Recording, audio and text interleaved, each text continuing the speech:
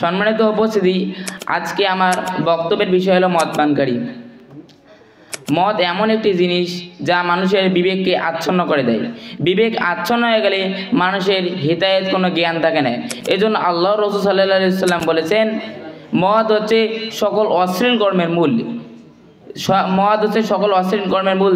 যে ব্যক্তি মদ পান করবেন, আল্লাহ তাকে এমন আগুনে প্রবেশ করাবেন যেখানে চিরকাল থাকবে এবং তার চিরবাসস্থান হবে জাহান্নাম।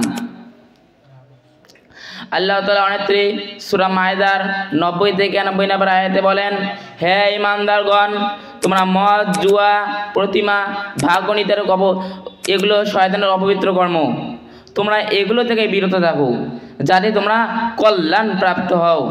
শয়তান তোমাদের মাঝে মদ ও জুয়ার মাধ্যমে শত্রুতা ছড়িয়ে দিতে চায় এবং আল্লাহর স্মরণ হতে গাফিল রাখতে চায়। সম্মানিত উপস্থিতি, এই আয়াতে আল্লাহ তাআলা কয়েকটি অশ্লীল কর্মকে নিষেধ বলে ঘোষণা করেছেন। 1, নেশাদার দ্রব্য যা পাপের মূল। 2, পীর, ওয়ালি, মুস্তির আস্তানা যা শিরক। 3, জুয়া যা মানুষকে সামাজিক ও আর্থিকভাবে অপদস্থ করে। আন আবি হুরায়রা রাদিয়াল্লাহু আনহু ক্বালা রাসূলুল্লাহ সাল্লাল্লাহু আলাইহি ওয়াসাল্লাম মুদমিনুল খামরি কাবিদি ওয়াসানি।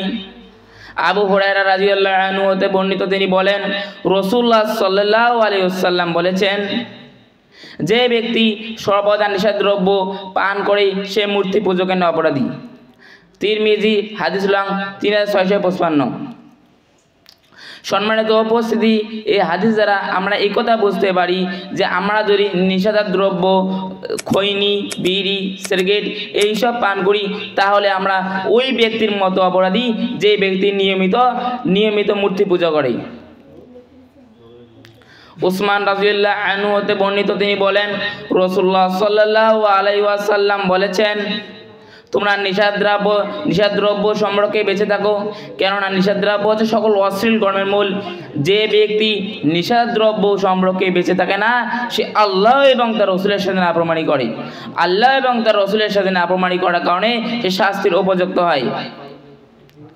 আল্লাহ তাআলা বলেন, যে ব্যক্তি আল্লাহ এবং তার রাসূলের সাথে নাফরমানি করে, আল্লাহ তাকে এমন আগুনে প্রবেশ করাবে যেখানে সে চিরকাল থাকবে এবং তার চিরবাসস্থান হবে জাহান্নাম। আবুল ইমান, হাদিস নং 5198। সম্মানিত উপস্থিতি, এই হাদিস দ্বারা আমরা এই কথা বুঝতে পারলাম যে আমরা যদি নিয়মিত খৈনি, বিড়ি, সিগারেট, মদ, জুয়া এগুলো খাই বা খেলি তাহলে আমরা আল্লাহ এবং আল্লাহর রাসূলের সাথে নাফরমানি করব। যে আল্লাহ তাআলা বলেন, যে ব্যক্তি আল্লাহ এবং তার রাসূলের সাথে নাফরমানি করে আল্লাহ তাকে এমন আগুনে প্রবেশ করাবেন যেখানে সে চিরকাল থাকবে এবং তার চিরবাসস্থান হবে জাহান্নাম। বর্তমানে আমাদের সমাজে দেখা যায় অনেক ব্যক্তি 5 ওয়াক্ত সালাত আদায় করে, রমজান মাসে 30টা সিয়াম পালন করে, হজ করে, যাকাত প্রদান করে, কিন্তু তবুও তারা কি খৈনি, বিড়ি, সিগারেট পান করে। যে ব্যক্তি এগুলো পান করবে তার কাছে আল্লাহর কোনো সালাত, হজ এগুলো কি আদায় হবে না, এগুলো বাতিল করে দেওয়া হবে। জাবের রাদিয়াল্লাহু আনহু হতে বর্ণিত, তিনি বলেন, রাসূলুল্লাহ সাল্লাল্লাহু আলাইহি ওয়াসাল্লাম বলেছেন, প্রত্যেক নিষিদ্ধদ্রব্যই হারাম। নিশ্চয় আল্লাহ তাআলার ওয়াদা রয়েছে, যে ব্যক্তি নিয়মিত নিষিদ্ধদ্রব্য পান করবেন আল্লাহ তাকে তিনাতুল খার পান করাবেন। তখন জিজ্ঞেস করা হলো, হে আল্লাহ রাসূল সাল্লাল্লাহু আলাইহি ওয়াসাল্লাম, তিনাতুল খাবার কি? তখন আল্লাহ রাসূল সাল্লাল্লাহু আলাইহি ওয়াসাল্লাম বললেন, তিনাতুল খাবার হচ্ছে জাহান্নামীদের গলে পড়া রক্ত পুঁজ মিশ্রিত গরম পদার্থ। সহিহ মুসলিম, হাদিস নং 3002। সম্মানিত উপস্থিতি, এই হাদিস দ্বারা আমরা এই কথা বুঝতে পারি যে আমরা যদি প্রতিদিনে খৈনি, বিড়ি, সিগারেট, মদ এইসব অশ্লীল নেশাদ্রব্য পান করি তাহলে আল্লাহ তাআলা আমাদেরকে কিয়ামতের দিন তিনাতুল খার পান করাবেন, অর্থাৎ জাহান্নামীদের গলে পড়া রক্ত পুঁজ মিশ্রিত গরম পদার্থ। এই বলে আমি আমার সংক্ষিপ্ত বক্তব্য এখানে শেষ করলাম।